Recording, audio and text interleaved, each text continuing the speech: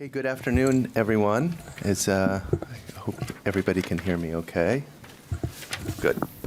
My name is Neil Safier, and I currently serve as the director of the Center for Latin American and Caribbean Studies. I had to check to see what center I'm currently serving as director of.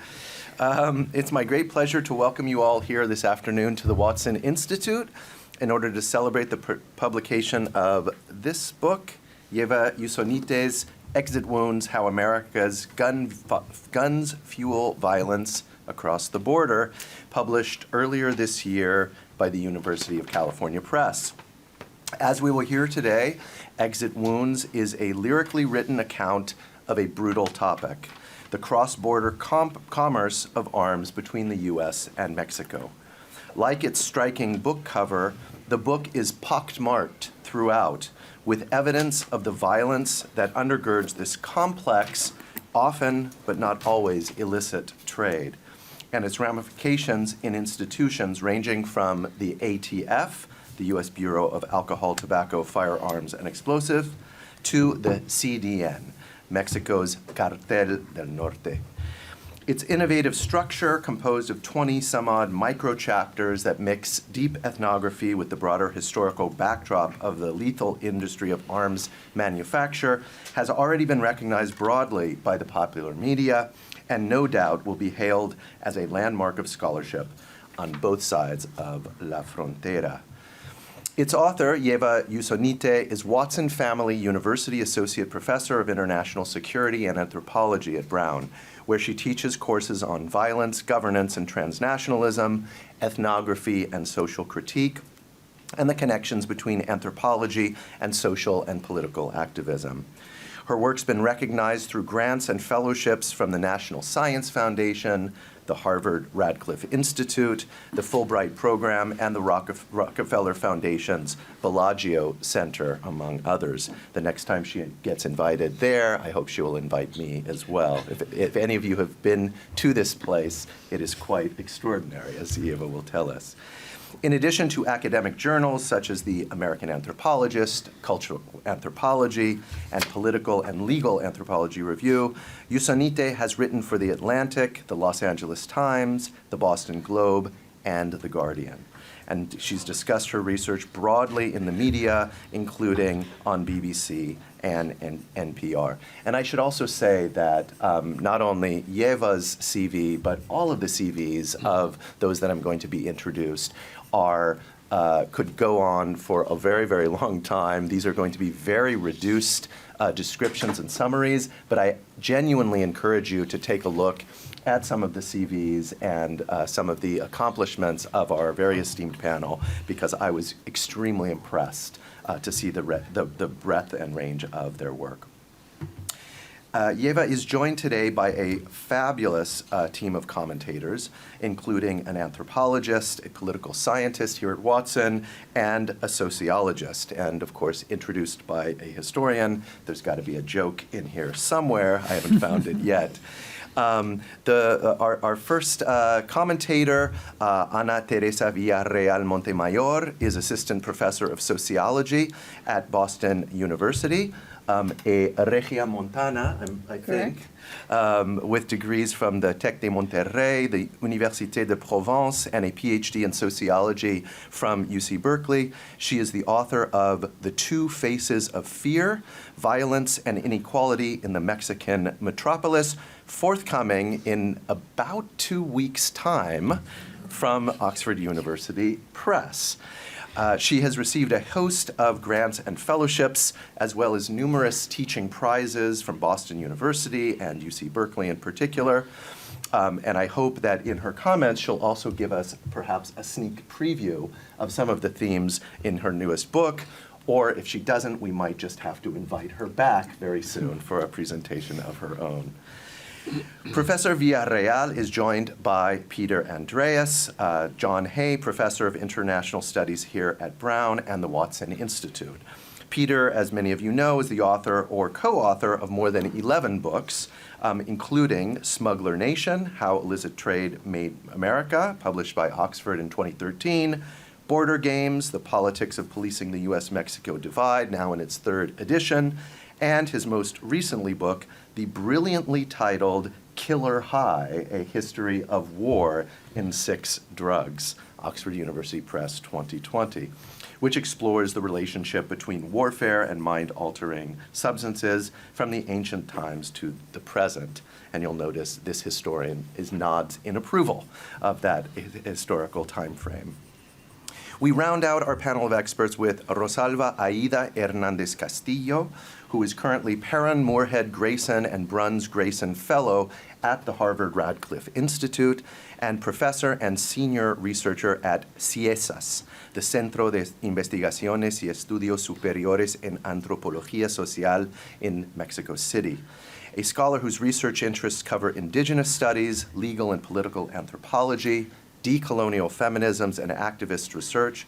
Professor Hernández Castillo is the author of Multiple Injustices, Indigenous Women, Law, and Political Struggle in Latin America, and is currently working on a project entitled Digging for Hope in Mexico, a Feminist Ethnography in the Land of Mass Graves, which is an ethnographic account of family collectives searching for their disappeared loved ones throughout Mexico.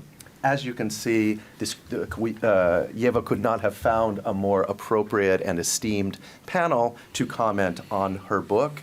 The way that this panel will work is that Ieva will first offer a few words of her own, followed by a reading of a part of her book, and then subsequently Anna, Aída, and Peter will take turns offering some comments for 5 to 7 minutes or so, answer some questions from the panelists, and then we'll open things up for all of you. So with that, I give you Ieva, the author of Exit Wounds.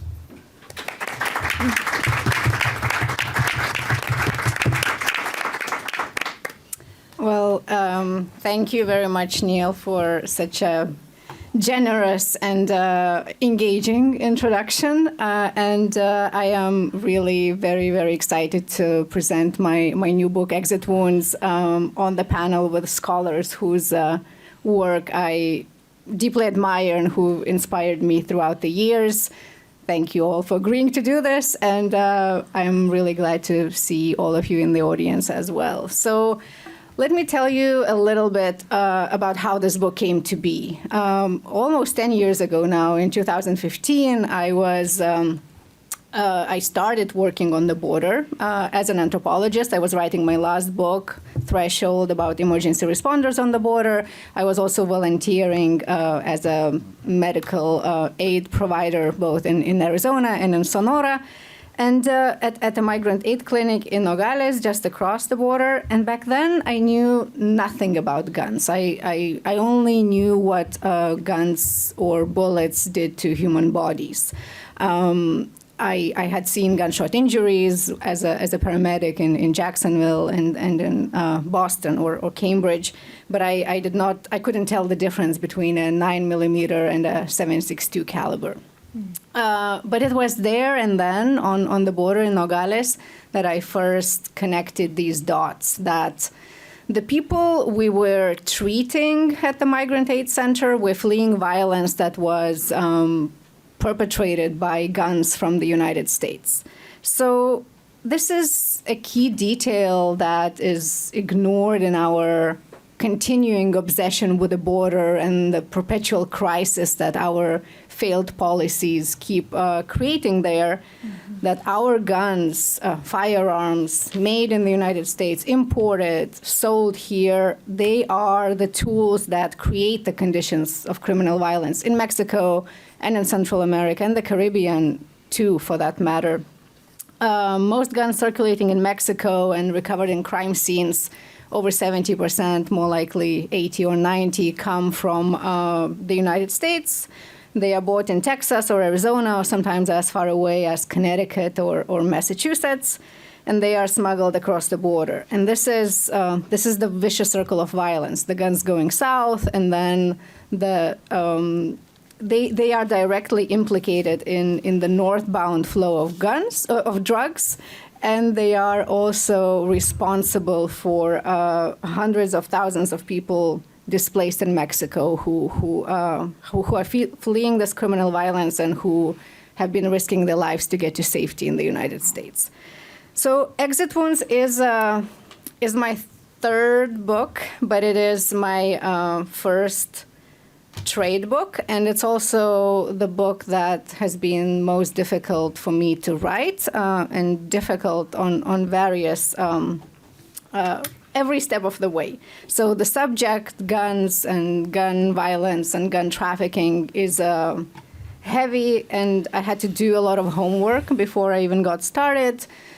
The process of research was unlike any other ethnography I've done in the past. It was, there was just, I had never felt so much discomfort and doubt and ethical and legal uncertainty and fear. And even writing was a challenge because of how many threads I wanted to pull together. So Neil said that there are like over 20 chapters or something like that. They are quite short, and it is a braided narrative. And I tried to both tell the history of American firearms in Mexico, the rise of organized crime in Northeast Mexico, but also, and what was most important to me, is tell it through the lives, the stories of these people who live with guns, who smuggle and use guns, and on both sides. So people who use guns to commit crimes and people who use guns to protect themselves.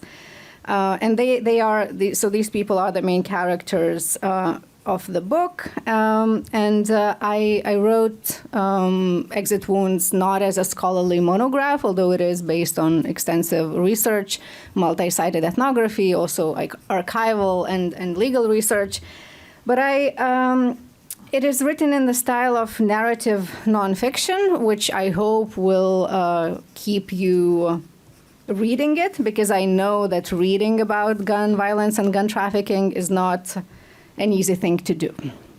So I will just read a very short excerpt from the beginning before I hear from the panelists. These are the very first paragraphs of the book. I follow him downstairs in silence. We step into a room with no windows and just enough space for the two of us to stand without our hands touching. He opens the gun safe and shows me his sacos and beretas, lets me hold one. But we didn't come here for those, and he puts the guns back in the safe and locks it. Floor-to-ceiling shelves are packed with accessories. Vests he wears on hunting trips, several canisters of insect repellent, binoculars. Then rows of screwdrivers, wrenches, pliers. The narrow desk in the center holds a scale and some sort of a metal instrument with a lever. He pulls out a chair, and I sit, my eyes scanning the boxes of cartridges and many things he will name for me: empty casings, primers, oils, smokeless powder, and projectiles. He will teach me what each does, how they all fit together. I ask about a pair of metallic gold markers I noticed on the desk in front of me, and he says they are for coloring silver cartridges to make them look like new. I now understand why I'm here. He stands behind me, points at the materials, and tells me how to do it. Roll the brass shell on a sponge-like pad smeared with a lubricant. Place the shell in the press fitted with a sizing die. Pull down the lever of the press to pop out the old primer and resize the shell. Clean the primer pocket to get rid of carbon left over from the last shot. Trim the brass casing. Pick up the cone-shaped metal instrument, he calls it the chamfer tool, and smooth the inside edge of the shell, then the outside, to remove the burr. This step is important, he says. It prevents the bullet getting jammed in the chamber when you load the gun. I work slowly, carefully. It feels like playing with matches. I pour the gunpowder into the brass shell, put the shell back into the press, seat the bullet on top, and hold it with my left hand as I press the lever with the right to crimp it.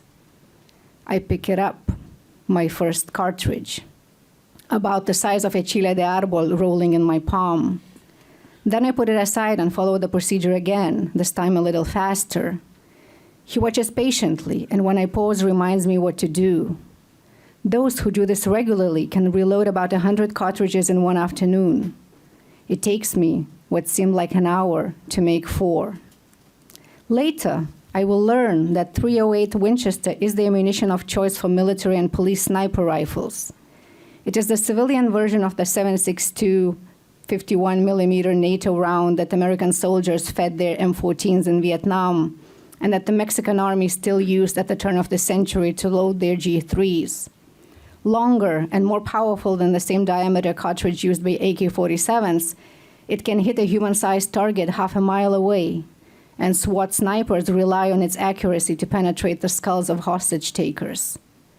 But the ones I made are not meant for people.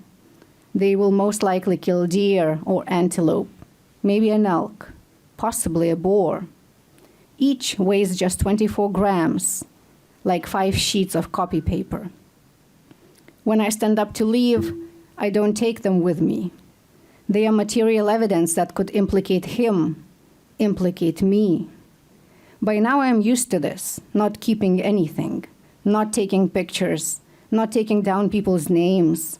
When I write about them, I call them by names I invented for them when I scribbled their number or directions to find them in my notebook. Those are the only names I remember. Some people, though, don't even get fake names. But I can assure you that they, too, exist. There is a principle in storytelling that suggests that noticeable details should be integrated into the plot.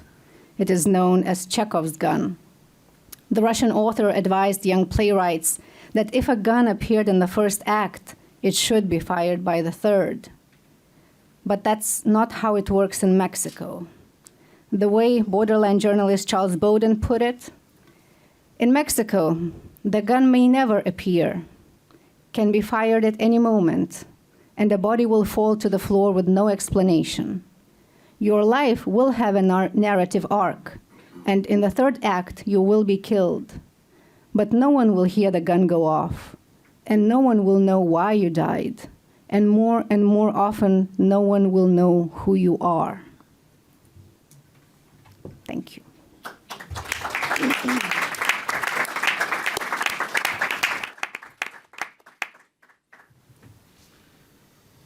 There you go.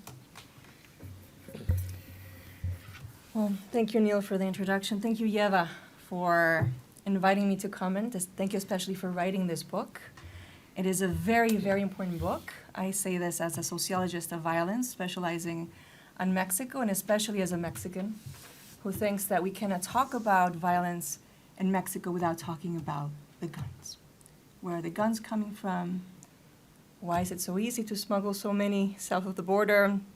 And so Exit Wounds follows the guns. It is courageous, important work. And in this 5 minutes that I have today with you, I want to focus on 2 aspects of the book that most impressed me, and then raise 2 questions for Ieva to consider. So first, the praise. And I want to highlight the bravery of Ieva's multi-sided ethnography and the power of her transnational and analytical storytelling, calling for a shift in narrative around guns and danger along the US-Mexico border, which is much needed. So in her multi-sided ethnography, I'll say it takes courage to write this book. And I'm saying this as someone who knows some of the sites that are central to this book. Half of the book unfolds in the metropolis of Monterrey in northeastern Mexico, which is a city that is not that well known on this side of the border, but it's a very important city in Mexico in many ways. It is a site that experienced horrific violence over 10 years ago, and this brutal period of violence is continuously referenced throughout the book. So as someone who knows the layout of the city and the types of violence that became so common at a certain time, I was stunned. I think that's the verb I'm gonna pick, to see the depth of access that Ieva was able to maneuver and maintain throughout her work to people and places that many others would not dare talk to or visit even once. And I'm thinking especially of Samara's story. So this is a teenager who was recruited into working with the CIESAS, which is a particularly brutal group of organized crime. I'm thinking of your notes driving into the Garza Ranch in the state of Coahuila. You know, Ieva crosses lines that others, myself included, would not cross. So it was a powerful experience for me as a local to have these untold stories come into focus through Ieva's work. And it is through this multi-sided ethnography that the reader can reconstruct a very complex web of actors, practices, and policies shaping the lives and deaths of all living south of the US-Mexico border. Which brings me to my second point, the power of her analytical storytelling. So the central metaphor of the book, Exit Wounds, lends itself to a narrative that is multiple narratives at once. This is not a book that gives us, a linear narrative, just like the violence is not linear. It cuts in different directions, so we're following multiple stories at once, and all are interconnected, but are rarely connected, and that is the central argument that holds the 20 chapters together, explicitly spelled out in the epilogue, where Ieva writes, and I'll quote, "We fail to connect the dots, that the violence people are fleeing, the violence we are afraid they would spread into the United States, is in large part of our own making, that the tools come from the factories in Massachusetts, Connecticut, and Tennessee." So to connect the dots and to bring lives lost to US guns and millions more in peril into sharp focus, I think is the greatest achievement of this book. So 2 questions for Ieva. I was curious to hear more about how you're thinking of legal asymmetries. And I'm a sociologist, so I'm always drawn to questions of inequality. And you mentioned legal asymmetries at different points in the book. In the beginning, you talk about legal asymmetries between the US and Mexico, where there is far less gun regulation. You also talk about legal asymmetries within nations. And so to quote from page 35, you mentioned illegal guns have created an exacerbated legal inequality, making access to law and justice patchy, dependent on one's social status and economic resources. So I was curious to hear more about how you're thinking of guns exacerbating legal inequality, and whether this is something you are seeing on both sides of the border, whether there are transnational dynamics at play here. I think this is a new and very interesting connection to make. And then a fieldwork question. I was curious to hear more about how fieldwork itself, you're an ethnographer, you're an incredible ethnographer, change your relation to guns. Because in the beginning we see, you write about how following the guns meant you had to first overcome your discomfort with them. So you talk about learning gun vocabulary, focusing on the technical characteristics of the guns to briefly distract you from the guns, from the violence the guns can inflict. But over the course of the book, especially in your conversations with the gun aficionados, it caught my attention that you suddenly used the word beautiful to reference a rifle. So I was wondering, how does the practice of being embedded and embodying ethnography change your relation and l'actitud, right? They were also called to bring to these spaces. How did that change? And well, to conclude, I am hopeful when I see leading anthropologists of violence at the height of her craft take on one of the most polarizing topics in U.S. society with such rigor, compassion, and care for her subjects and for her readers on both sides of the border. I will teach this book, and it is my hope that many more will teach and read this book, and that its lessons around connecting the dots and seizing the consequences of lax U.S. gun laws south of the border are taken seriously for our lives on both sides. Thank you. Thank you, Ieva.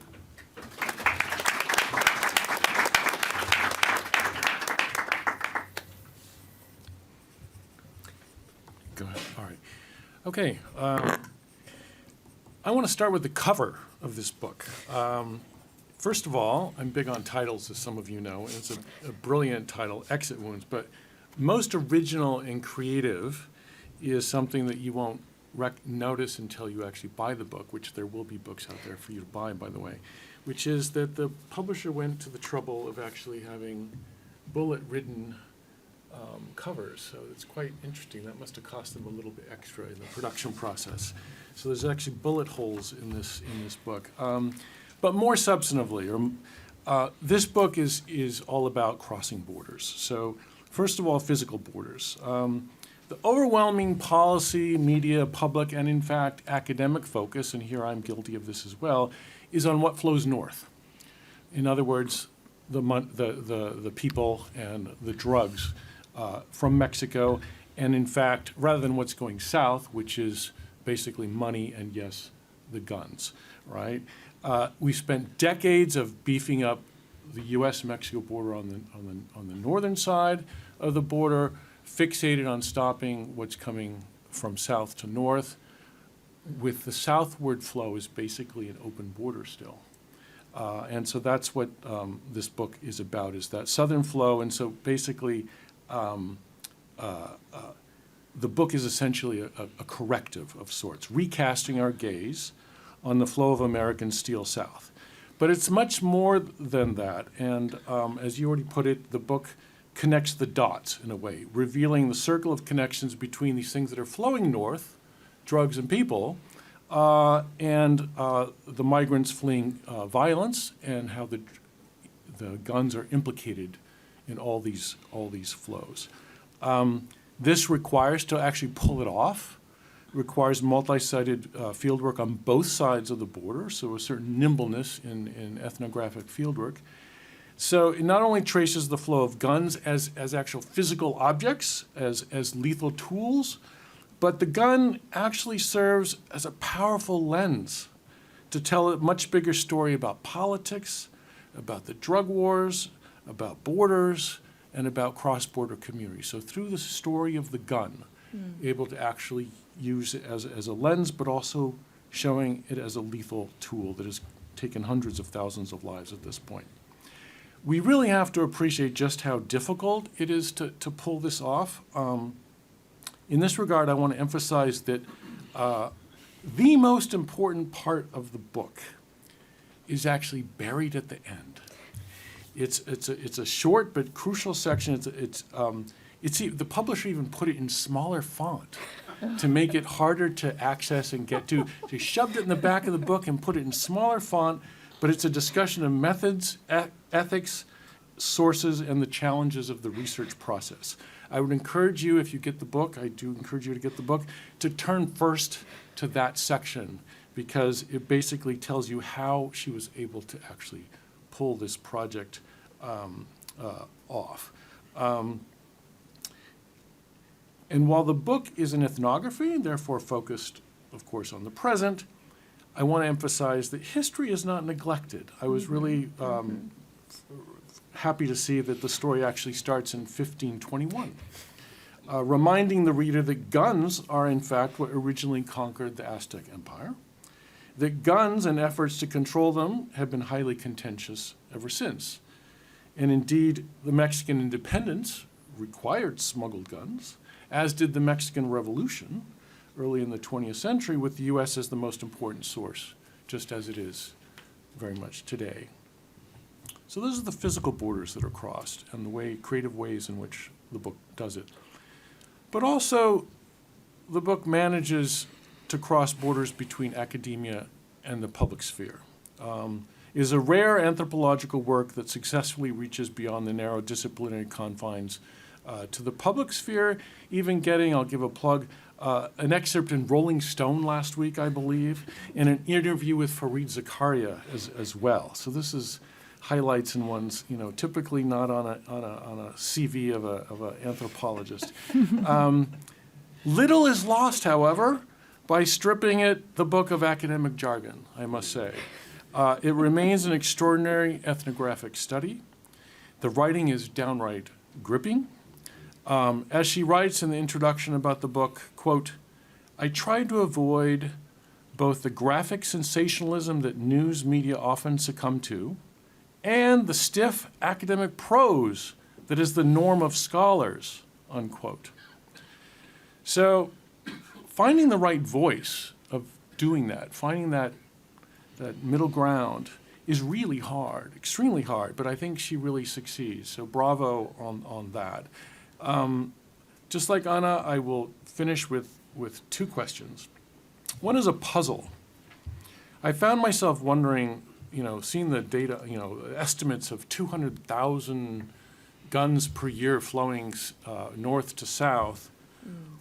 Why isn't this gun market glutted? Illicit guns, or illicit for that matter, are different than other commodities in the sense that they're not consumed. They can last for years, even decades. They don't typically wear out that fast. So what is going on here? Where is this insatiable demand? I understand that the violence has escalated, traffickers are fighting each other and the government and so on, but 200,000 guns a year, ammo, of course, needs replenishment. That I completely understand, but why is this market not so, even the models don't change that much. It's not like car, you want an upgrade on your, you want the latest hybrid or something. No. Guns are basically, they're using the same guns today as they did 5, 10, even 20, the AK-47 in particular, AR-15 and so on. Seizures remain relatively low, so that can't explain the supply disappearing. So what's going on? Perhaps you have some thought on that. And then the last question is really future-oriented. What could possibly be next? I mean, you perceptively comment somewhere in the book, writing can also wound, unquote. But on a topic like this, I would add that it can also wound the writer if one gets too up close and personal, as ethnography requires. So what lasting wound has this book left on you, perhaps? And what are the implications of that for future work? In fact, I would advise perhaps something lighter, less risky, more uplifting.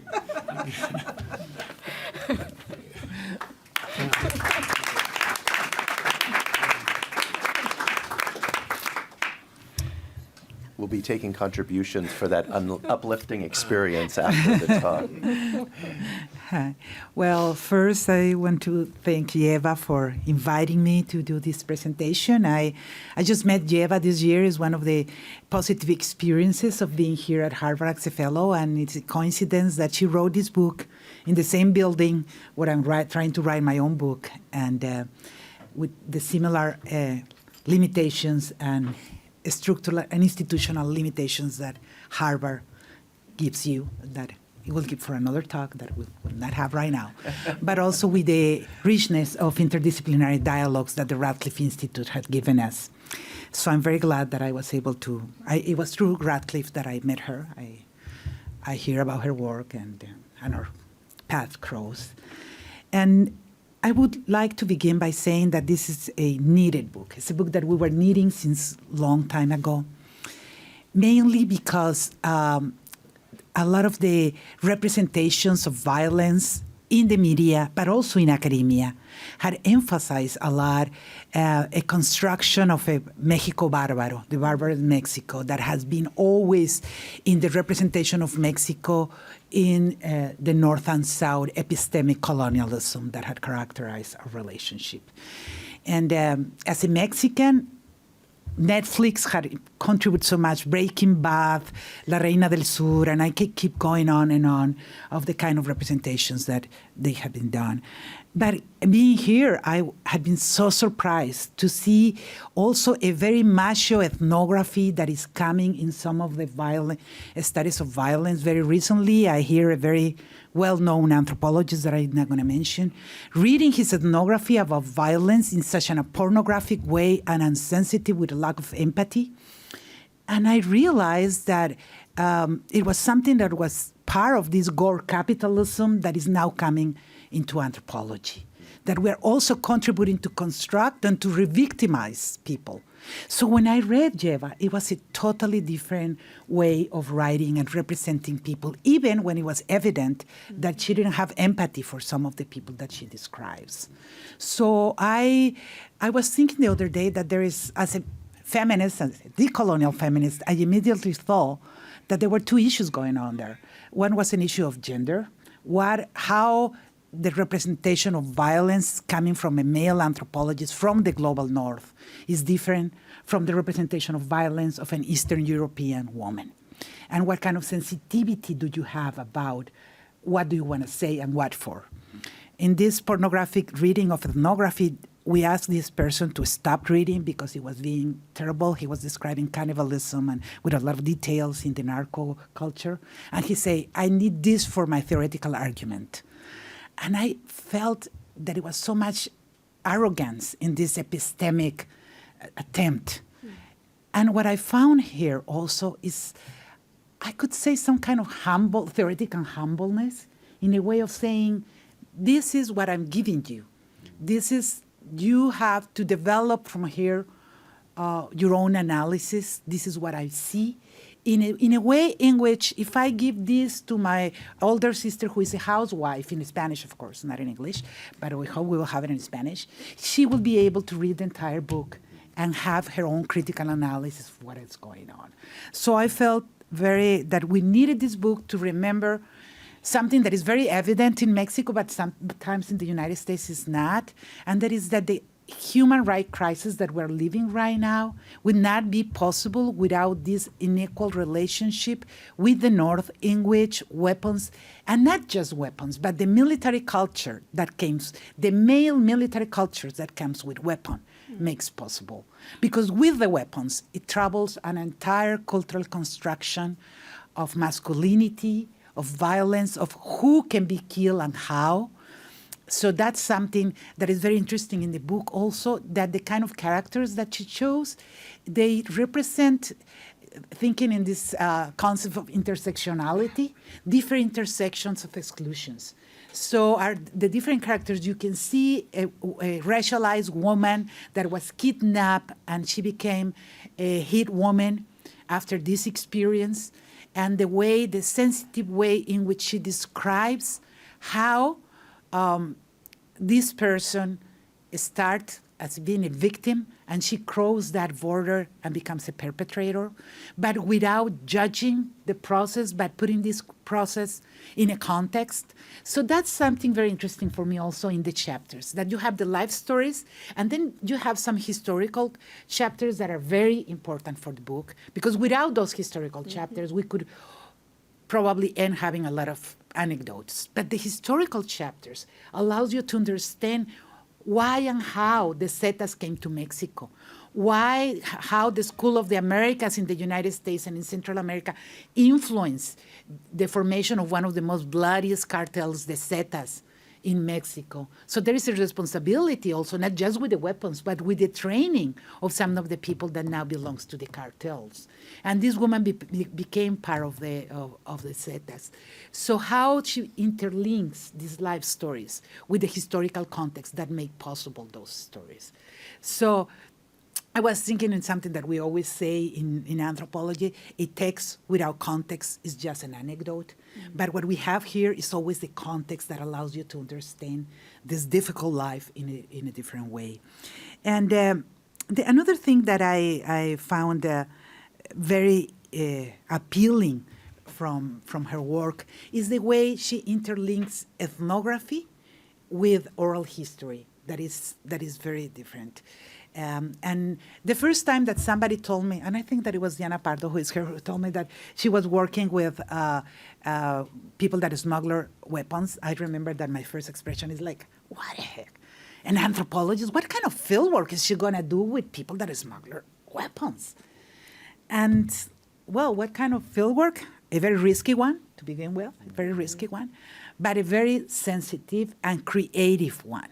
Because following the weapons takes you to places that are very interesting, from a very upper high-class club in Monterrey, to a ranch in Tamaulipas, to there are two people from the security forces in the United States that are involved in tracing the.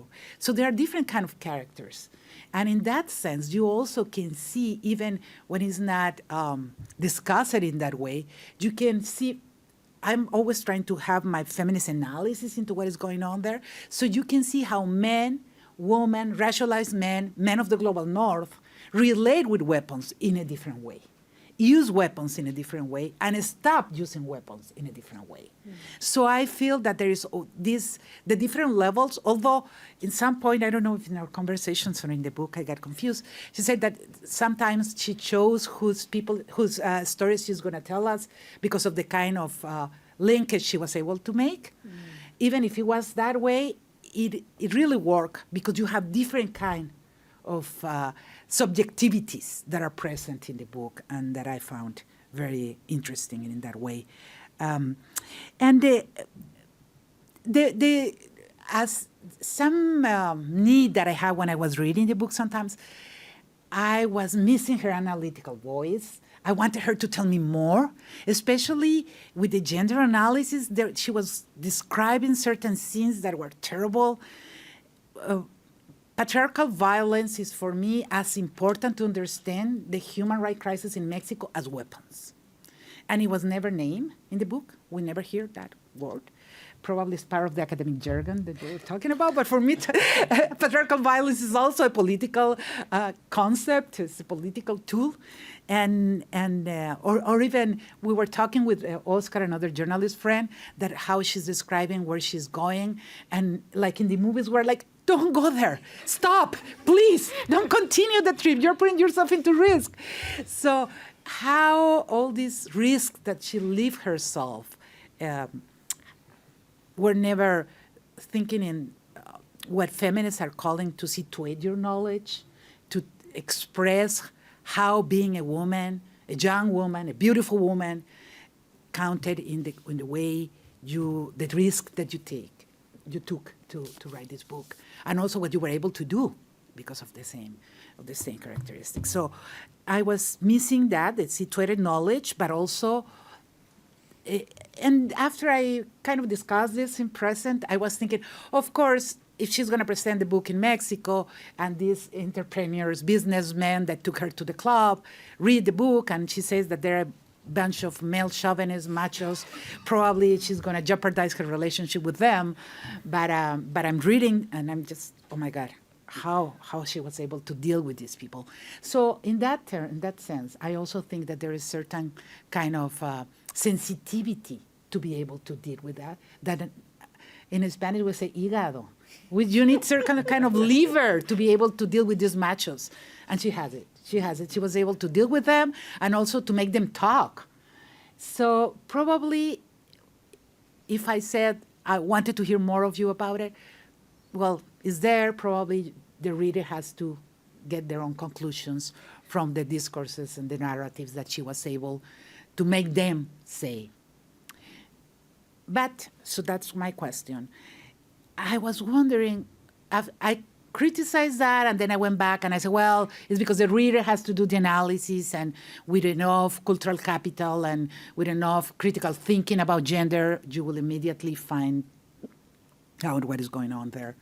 But then I thought, if I was a Monterrey businessman in the North and I read this book in Spanish, what my conclusions would be. Would that be evident that there is a critique there?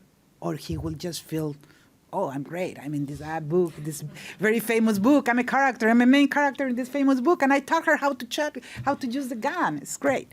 So my question is, first, if you're going to translate the book, and if you will, if you're planning to do certain adaptation, thinking in the Spanish audience, I was thinking in my first book, Histories and Stories from Chiapas, that I published in Spanish as La Otra Frontera, and I had to do a lot of changes because there were things that I was explaining for the U.S. public that I do not have to explain for the Mexican public. But it was not just that. I was also thinking about this, about how a Mexican audience, and because it's a trade book, that are not scholars, do you think will receive your book? And if you are considering to do some changes or to do a new version in Spanish, I think it should be translated to Spanish, but I was wondering in what sense. And just finish saying that I really enjoy the reading, and I will love to use it in my classes. I prefer to use it in Spanish if it's possible, but if not, if it's in English. And probably that's my last question. If I use this for my decolonial feminist classes, I think there is a feminist analysis there. It's not explicit, but it's there. What kind of feminist reflections will you guide my students to think about? If I invite you to my decolonial feminist class and I want you to talk to my students, what? From methodology, from theory, from ethnography. Thank you.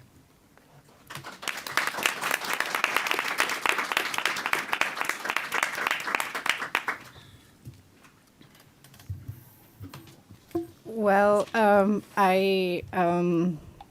I'm truly grateful for the comments and the questions, and I will try to answer them, although some of them are the kinds of questions that still keep me awake at night, and I don't necessarily know whether I have the right answers already.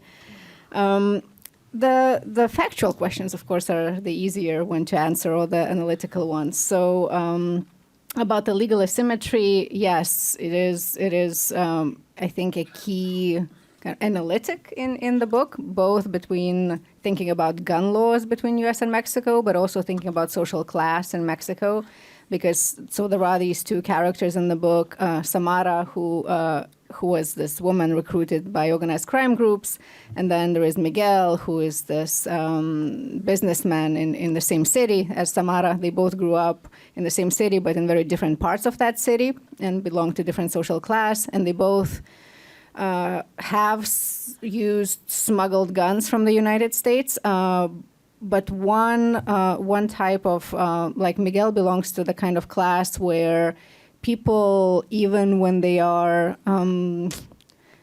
almost never stopped or questioned by the police or the military. And even though on the books, Mexico has very strict laws if you are caught with a weapon that is not registered or not the legal caliber, those laws are almost never enforced, or very, very, very rarely. Whereas people like Samara or others who belong to like youth gangs or work for organized crime, they are often caught by the police or the military in these shootouts, and there is not even an investigation into the crimes they have committed. They are often just charged with illegal possession of firearms for the exclusive use of the military, and then they are put in jail for several years. That doesn't require an investigation. It just requires sometimes a planted gun on the person. So I met a lot of people who received that kind of justice. So it is that access to justice and the presence of illegal U.S. firearms in Mexico has exacerbated, I think, that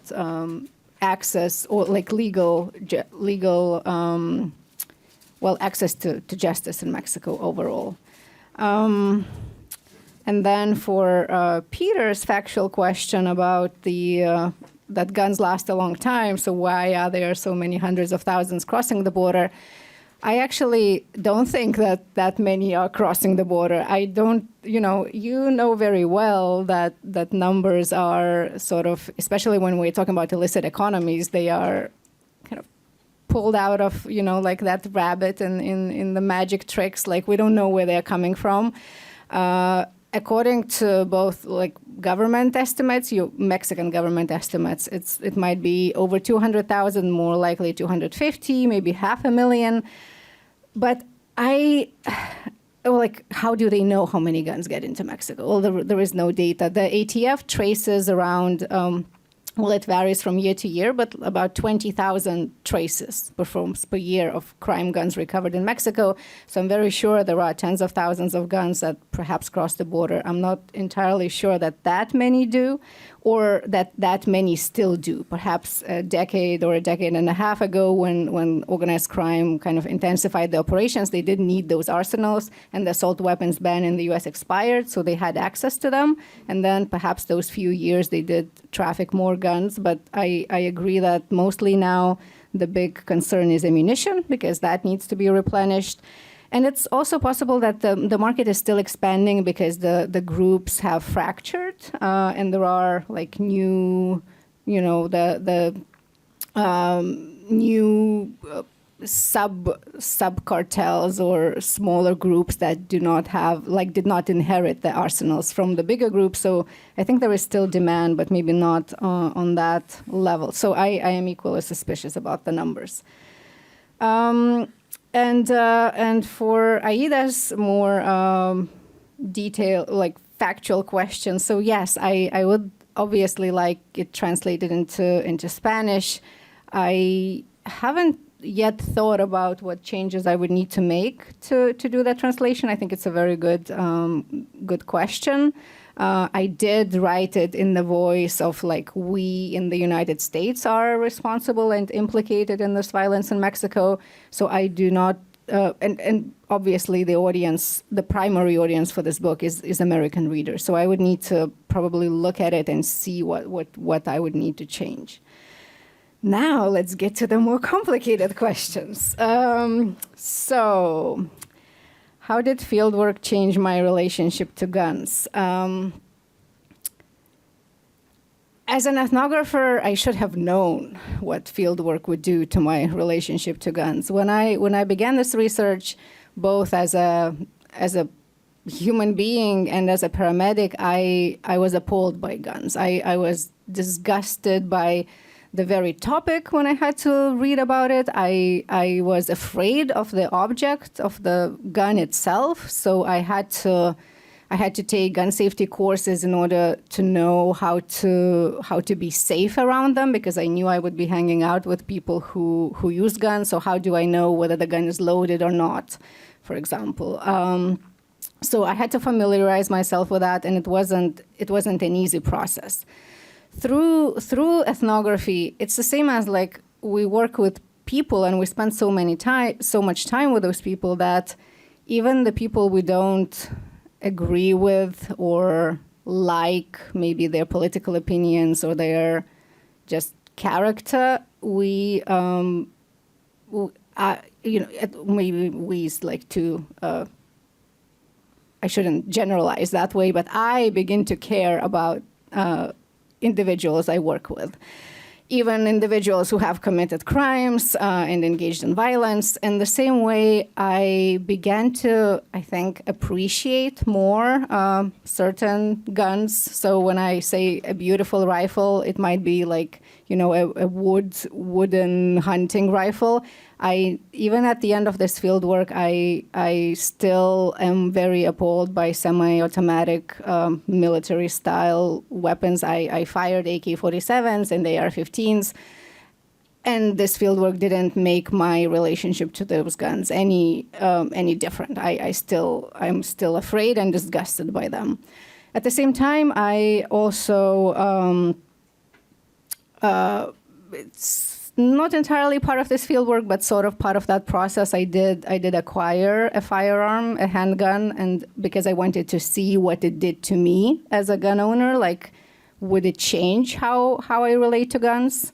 And I don't think it has changed much, but I definitely it stopped being such a source of fear for me or just a political symbol. It is now just like a tool that lies in a safe in a drawer. So I think it helped me overcome certain discomforts that I began this fieldwork with. So it somewhat did change my relationship to guns. As for the next project, I very much appreciate your comment that writing too can wound. That's the reason I wrote that line in the book, because for me, writing was actually quite therapeutic, writing this book, because after everything I've read and heard and seen, writing about it or creating a narrative about it was I don't know whether the only, but that was the process for me that allowed me to deal with all of that. So it was both healing, but it's also ethnography, as I like to say, takes a very deep toll on you, because it is the kind of research that you do with all yourself, with your body and your soul, if you have that. And after I've now done 3 long-term ethnographic fieldworks, and all of them were not that easy. And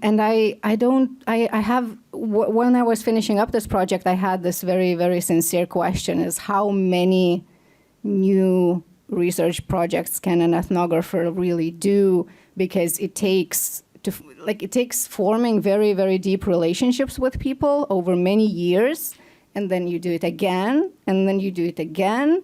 Maybe if you return to the same field site and ask different questions, maybe it is doable. But throwing yourself again and having this kind of letting other people's stories, experiences, but also kind of pain and hurt get into you, it is heavy. So when I finished this, I wasn't sure I will ever be able to do another fieldwork project.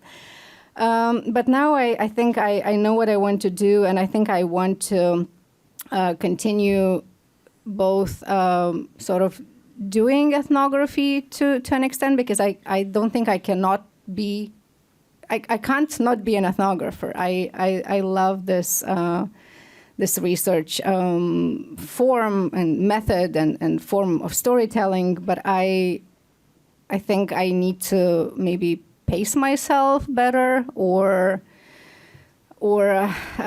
maybe take a little longer break, although I'm already writing the next research proposal. So we'll see how that goes. The sad part is that I too have been wanting to do something more uplifting, but at the same time, once you are, my every project kind of I fell into my next project as I was doing my last one. So I was working with emergency responders.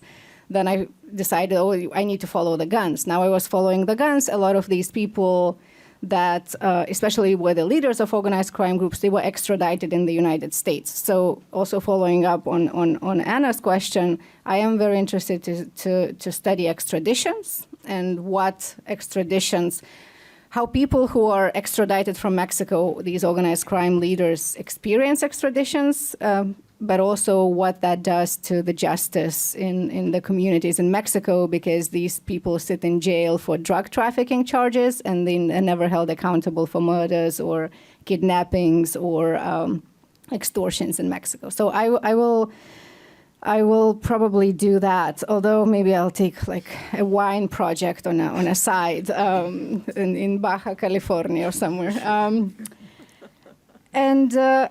As for feminist reflection, so I really appreciate your saying that people can read and make their own, analyze this text on their own. I tried to banish as many references as I could into the endnotes, although there are still some, especially, I think for me, the major question was thinking about organized crime. It was much less thinking about feminist ethnography and or just feminism in general. You are absolutely right, and I am guilty of leaving those cliffhangers in the book, because I did, in some draft of the book, I tried to write about them, and I did not know exactly how to describe those kind of gender moments. I'm also, I've never felt strong as in gender theory. It's not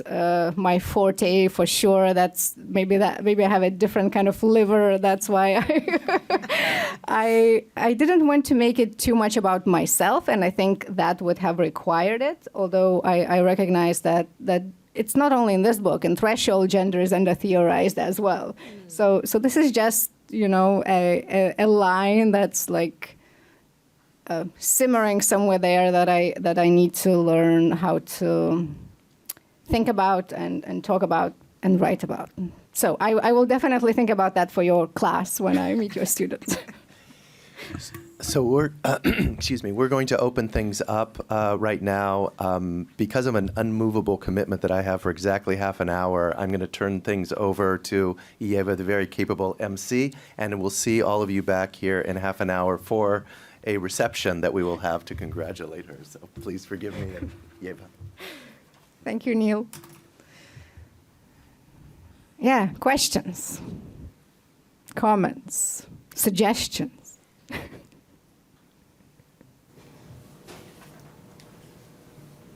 If not, we can just go and have a reception right now. Yeah. Hi. Thank you so much for the presentation and the questions. I heard, Oh, no, you have to use this microphone because it's like live streamed and then people won't be able to hear it.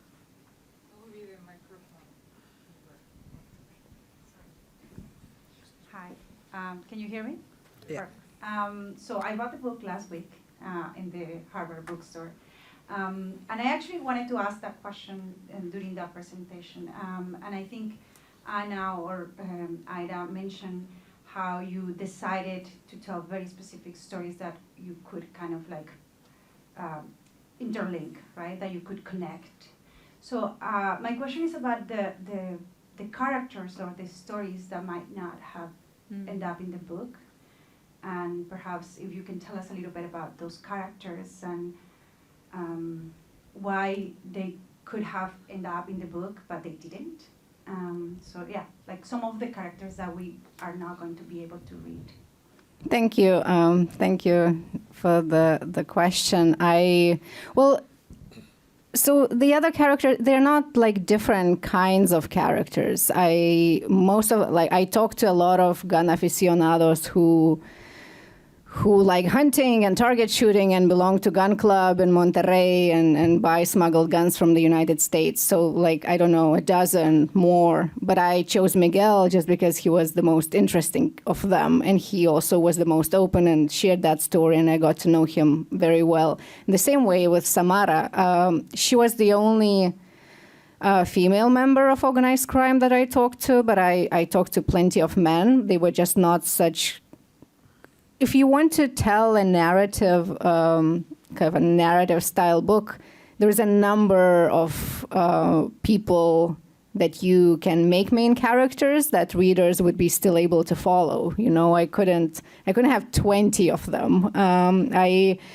Originally, I was thinking of including a few more. So in addition to Samara and Miguel that we talked about, and there are these two U.S. federal agents, there is one journalist. There was a point in time when I was thinking of including or expanding the story of this Lieutenant Garcia, who is from Veracruz, and he's a military,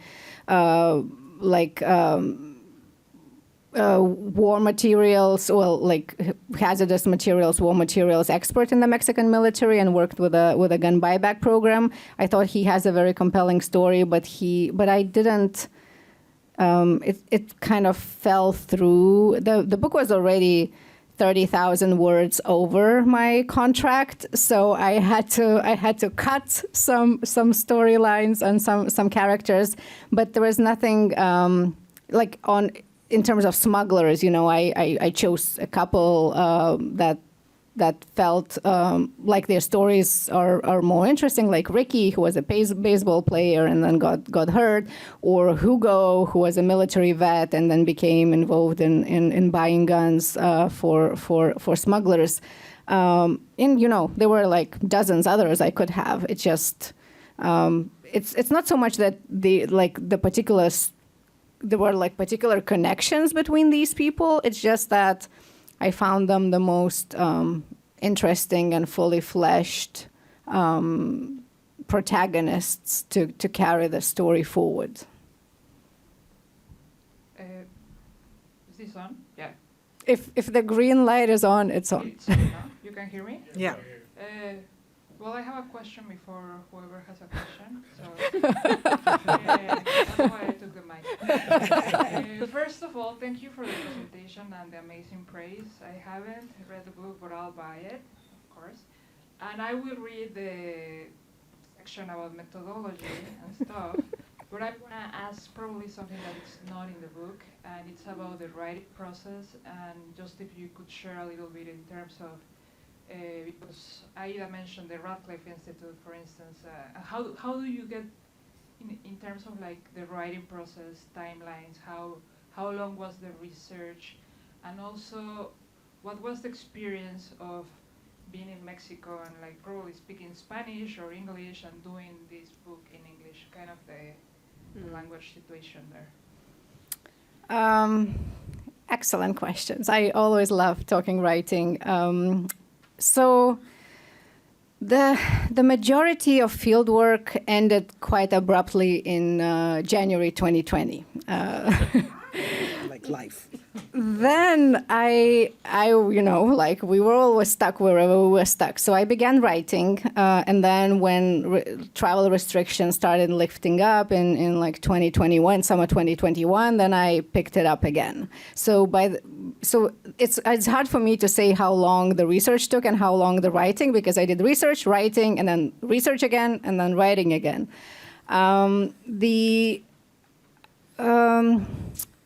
The Spanish language was, there are, if you read the book, there are still some kind of Spanish phrases left here or there. Because, well, some of the people, well, in Mexico, yes, most people were talking Spanish, not so much Spanglish. But I I don't know. It didn't seem difficult for me to translate into English. It's almost so. Also in the introduction, that's where like Peter was quoting about writing and wound. I also write about or like finding the right language that's not too sensationalized or too academic. I also write that language was kind of that like a personal protective equipment, like a mask we put during the pandemic, or like we as paramedics put on gloves. Like we use language to talk about these very complicated stories and violent events, and we use that language to distance ourselves from them. So for me, when it's not only this project, but my previous projects as well, I need that. It's very hard. It would be extremely hard for me to write while I'm in the field. I need that distance from Mexico or from the borderlands. And I think writing it in English also helped because it provided distance from events that were happening in Spanish.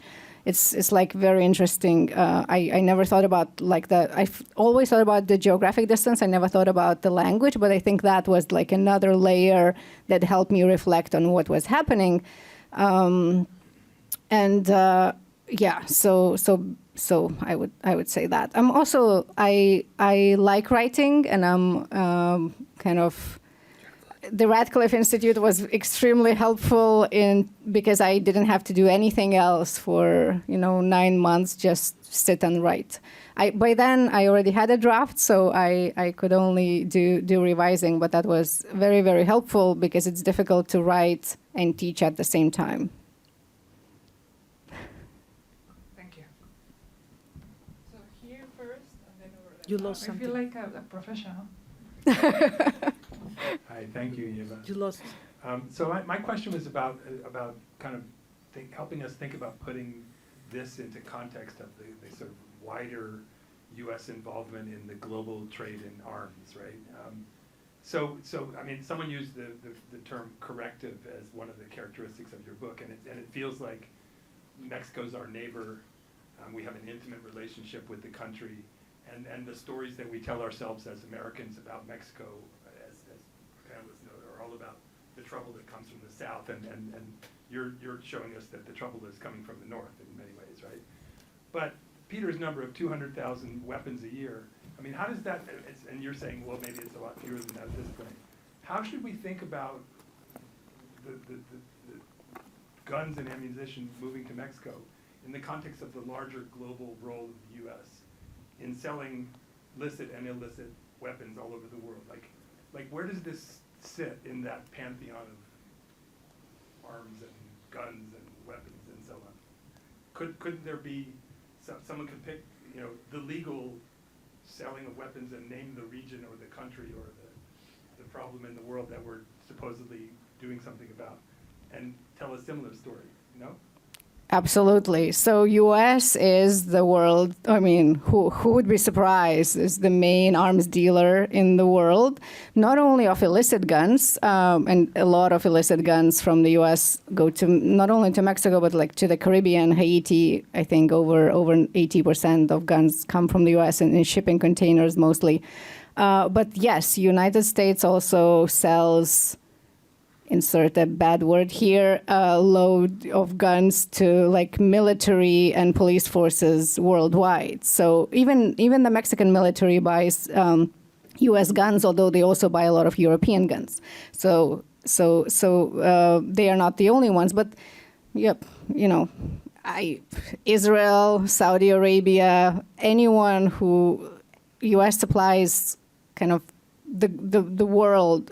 I mean, there are competitors, of course. There are other countries that sell guns, but I think you could expand this analysis on the global level and what United States is doing, like what these arms are doing in Africa, in Latin America, in other parts of the world, and how that connects to a list of other issues, primary of which is migration, I think would be something interesting to pursue. And I am now part of this group, the group, how is it called?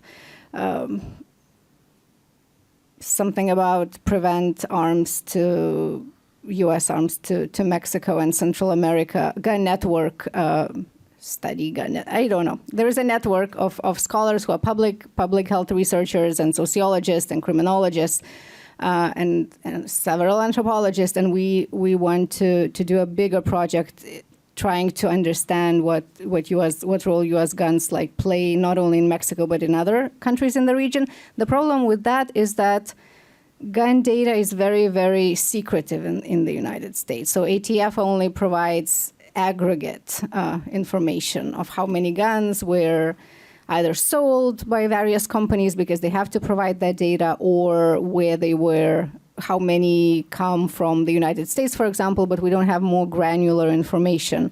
And in terms of legal arms sales, that has been transferred from, the State Department used to approve these sales, but now it goes through the Commerce Department. So there's much less control of who the end buyers are and whether the guns are going to groups that are engaged in human rights violations. So it is a very big issue, yeah. Thank you very much. Can you hear me? Thank you very much for everything. I mean, we're going to buy the books. My question is about representation, and representation of violence, representation of the reality that you are studying. And how would you think that we can represent, I mean, we can find a balance between the extreme that Aída was talking about the pornography of violence. I mean, the way you find sometimes the description of violence. And on the other side, the possibility that someone like Miguel would think that he has become a hero. Do you see what I mean? Yeah, it's tricky to find that balance because, well, on the one hand, I think writing about violence, you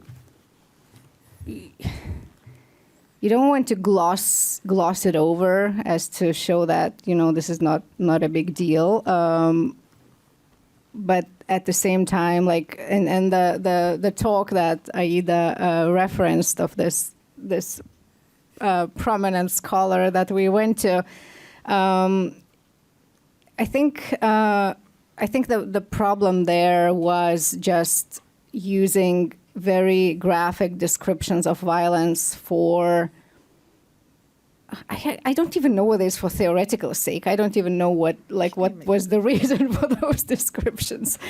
In my book, there are, I sometimes what I try to do is, for example, shift kind of the register. So when there are some violent scenes, I let the people I was talking to, so either through oral histories or interviews, I let them speak. I let them describe it in their words. Other times I quote, for example, from legal documents, so from court cases that, say, oh, like, so-and-so whose limbs were chopped off and things like that. I don't put it in my own words. I quote from the legal document. And that comes to a lot also what also Aída was saying, that there are some things, quite a lot of things are left unsaid in the book. And I think that the readers are intelligent enough to make the connections and to understand what this is in reference to without overanalyzing and without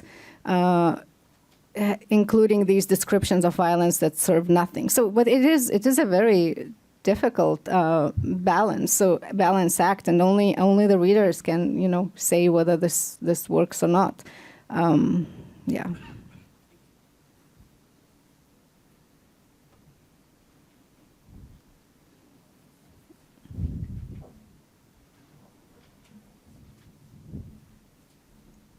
Maybe one more question, then we go for reception. Yes? Sure.